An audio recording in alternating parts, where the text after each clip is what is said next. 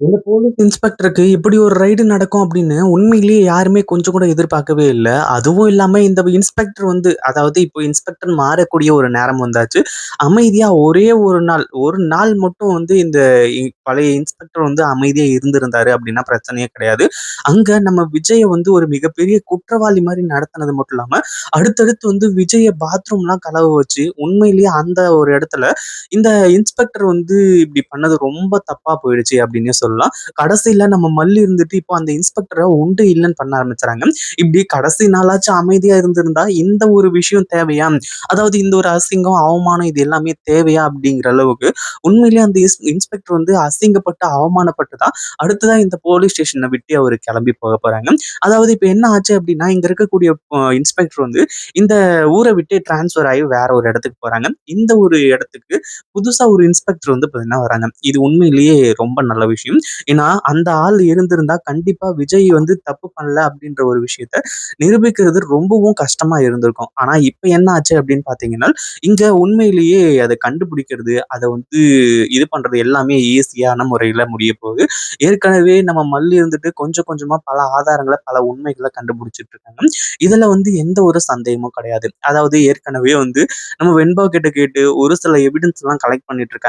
அதுவும் இந்த கதிரேசன் கிட்ட எதுக்காக வந்து ரூ. 50,00,000 கேட்டத எந்த ஒரு காரணத்தினால இவரு சொல்லாம இருக்காரு. இத எந்த ஒரு இன்வெஸ்டிகேஷன்லயும் சொல்லல, எதுலயுமே சொல்லல.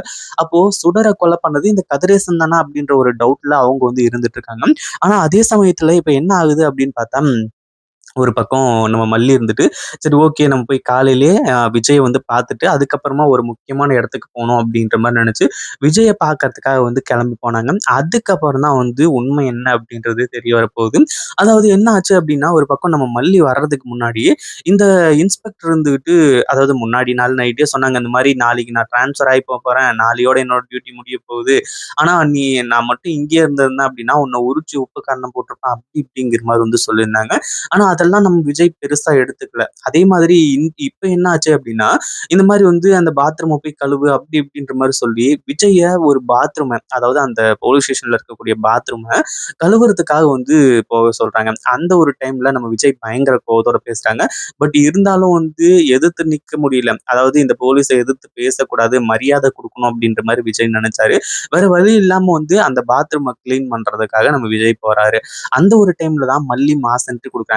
மல்லி மாஸ் என்ட்ரி குடுத்ததுக்கு அப்புறமா அங்க போய் இன்ஸ்பெக்டர்லாம் கேட்குறாங்க. இந்த மாரி வந்து ஆ என் புருஷன் விஜய் எங்க? எங்க போயிட்டாரு? லாக்கப்ல இல்லையே அப்டின்னும்போது, அவங்க வந்து பாத்ரூம் போயிருக்காங்க அப்டிங்கிற மாரி வந்து சொல்றாங்க. அதுக்கப்புறம் தான் நம்ம மல்லி இருந்துட்டு பாத்ரூம் எங்க இருக்கு? அப்டிங்கிற மாரி வந்து சொல்லி தேடி போய் பார்க்கும்போது தான் தெரிய வருது. விஜய் இருந்துட்டு அந்த பாத்ரூம கிளீன் பண்ணிட்டு இருக்காரு அப்டிங்கிற மாரி வந்து சொல்லி அந்த டாய்லெட்ட கழுவிட்டு இருக்காருன்ட்டு. அத பார்த்தோனே மல்லிக்கு பயங்கர கோவம் வர ஆரம்பிச்சிருது. செம்ம டென்ஷன் ஆக ஆரம்பிச்சுட்டாங்க. அதாவது இங்க குற்றவாளிகள் அதாவது கொலை செஞ்சுட்டாங்க, இல்ல மத்த விஷயங்களுக்காக அவங்க குற்றவாளிகள்னு நிரூபிக்கப்பட்டு, அவங்க போய் ஜெயில்ல போய் ஜெயில் தண்டனை அனுபவிக்கிறது ஓகே. ஆனா விஜய் கொலையே செய்யல. அவர் மேல குற்றம் வந்து சாட்டப்பட்டிருக்கு. அவரு குற்றம் செய்யல அப்படின்ற ஒரு விஷயம். அத செஞ்சாரு அப்படிங்கிற ஒரு விஷயம் வந்து இன்னும் கன்ஃபார்மே பண்ணல. அப்படி இருக்கும்போது எப்படி இந்த மாரி வந்து பண்ணலாம்? அப்படிங்கிற மாரி வந்து சொல்லி அடுத்ததா மல்லி மாஸ் காட்ட போறாங்க. விஜய் முதல்ல இங்க வாங்க. அது எல்லாத்தையுமே அப்படியே விட்டுட்டு வாங்க அப்படிங்கிற மாரி வந்து சொல்லி, நம்ம மல்லி இருந்துட்டு விஜயோட அந்த ஒரு நிலைமைய வந்து பார்க்க முடியாம, இப்போ நேரா வந்து அந்த இன்ஸ்பெக்டர் முன்னாடியே கொண்டு போய் நிறுத்துறாங்க. "விஜய் உங்கள போய் நான் இந்த மாரி ஒரு நிலைமைக்கு ஆக்கிட்டேனே, அமைதியா வந்து நானே இந்த கொலைய பண்ணேன்னு சொல்லிட்டு வந்து ஒத்துக்கிறேன்." அப்படின்ற மாரி சொல்லும்போது, "இல்ல மல்லி இது எல்லாமே எனக்கு கிடைக்கக்கூடிய தண்டனை தான். அந்த ஒரு விஷயத்தினால இத அப்படியே விட்டுரு. இத பத்தியெல்லாம் பேசாத." அப்படிங்கிற மாரி வந்து சொல்லிட்டு இருக்காங்க. ஆனா அதே சமயத்துல இப்போ வந்து நம்ம மல்லி வந்துட்டு, அந்த இன்ஸ்பெக்டர் வந்து சும்மா விடுறதில்ல. அதாவது "நீங்க உண்மையிலேயே இன்ஸ்பெக்டர் தானா? இல்ல யாரு?" அப்படிங்கிற மாரி வந்து கேட்டு, அந்த இன்ஸ்பெக்டர் உண்டு, இல்லன்னு பண்ணிட்டுருக்காங்க. அதே மாதிரி "இவன் ஒரு குற்றவாளி, இவன் ஒரு கொலை பண்ணியிருக்கான். அப்படி இருக்கும்போது இவனெல்லாம் இப்படிதான் ட்ரீட் பண்ண முடியும்." அப்படிங்கிற மாரி வந்து சொல்லி, இந்த இன்ஸ்பெக்டர் வந்து சொல்லும்போது, பயங்கர கோவத்தோட பல்லார்ன்னு ஒரு அறை வந்து விட ஆரம்பிச்சுறாங்க. "யார பார்த்து என்ன வார்த்தை சொன்னீங்க? இவர கொலை கேஸ்ல அவரா வந்து வாக்குமூலமே குடுத்து நான் தான் கொலை பண்ணேன்னு சொல்லிட்டு அவர் இங்க வந்தாலும் சரி, அவர் தான் ஒத்துக்கிட்டார்ல. அப்புறம் எதுக்காக வந்து இந்த மாரி வந்து பனிஷ்மென்ட்லாம் குடுப்பீங்க? அதே மாரி இந்த கேஸ்ல என்ன நடந்துச்சு, ஏது நடந்துச்சுன்னு சொல்லிட்டு, நீங்க வந்து கோர்ட்ல போய் ஒப்படைங்க. அதுக்கப்புறமா கோர்ட்ல பார்த்துக்குவாங்க." அப்படிங்கிற மாரி வந்து சொல்லி, இந்த விஷயத்த சொன்னது மட்டும் இல்லாம, அடுத்த கட்டமா என்ன ஆகுது அப்படின்னு பார்த்தீங்கன்னா ஒரு பக்கம் வந்து நம்ம மல்லி இருந்துட்டு இந்த இன்ஸ்பெக்டர லெஃப்ட் அண்ட் ரைட் வாங்கிடுறாங்க.